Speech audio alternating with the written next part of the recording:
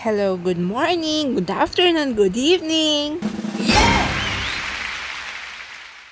Ayun na nga, so pupunta kami sa Alabang Town Center para makapag-time in si Zach sa time zone sa Lasal. Andyan na kami. Ay, hindi namin alam ang papunta dyan. Mga 3 tao lang ang pinagtanungan namin para makapunta sa Alabang. Ayan, ang ganda ng mga kotseng bibilin ko pag mayaman na ako. V at saka Honggoy. Hay nako, ang ganda. Uy, ang sarap din. Cake at ice cream.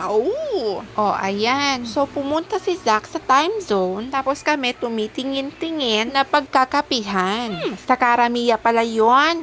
Ayan. Nakita namin sa Mary Grace pala kami gustong kumain. Ayan, ipakita ko naman sa inyo yung mga naggagandahang cakes nila. Yung mga pastries. So, pinag-order na kami. Basta yung in-order ko, banana shake at saka seafood pasta. Ay, siya nga pala. Sinabi nila na maraming artista daw dyan. Tapos nakita namin si Domenico Chowa pala yun. Ay, nako, ang cute-cute niya. Pababa kami ng escalator noon. Sa kanya naman, pataas.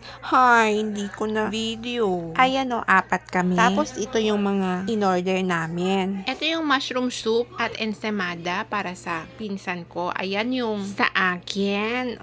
Ubos na ubos. Ubos na ubos ang order namin. Ikaw ba naman ang mag-breakfast sa Mary Grace? Ay, talaga namang mauubos yan. So, mahigit 1 oras na kaming nandyan, kaya alarga na kami. Pero tignan mo, ang cute, ang ganda. Makapagdanito nga sa bahay. Ay, CR pala yun.